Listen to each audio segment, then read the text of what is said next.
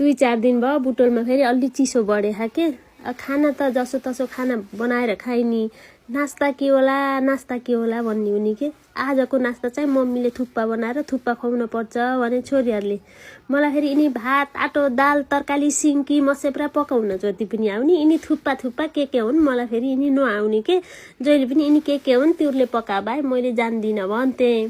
सधैँ छोरीहरूले बनाएर खान्दिनी मम्मीलाई आउने हैछ कि नै विचार पनि गर्नुपर्छ आजको त मम्मीले जो बनाउनु पर्छ भने लौ त कति नजान्नेलाई चाहिँ गराऊ आज मैले बनाएरै छोड्छु भने त्यहाँ अलिअलि हेल्प गर भनेको त्यति तरकारी सरकारी चाहिँ काट्दे गाजर साजर काटेर रेडी पार्दै थिएँ अनि गटाङ गुटुङ मैले पनि सिन्की पकाए गरेर झ्यामझुम पारे त्यहाँ कस्तो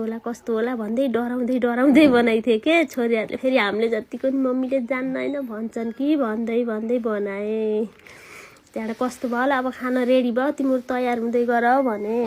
त्यहाँ अब खाना ल लिएर आउने त खाम भने त्यसपछि अब मैले कटौरा राखेँ भाइ पनि आएको रमाइलो थियो के अनि कटौरा राखेर त्यहाँ ल आइजाऊ खाम भनेर यसो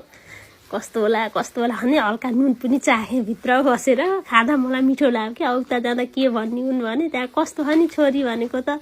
मिठो पकाउनु रहेछ मम्मी अब त सधैँ तपाईँले बनाउनु पर्छ है थुक्पा अरे छोरीले मैले पनि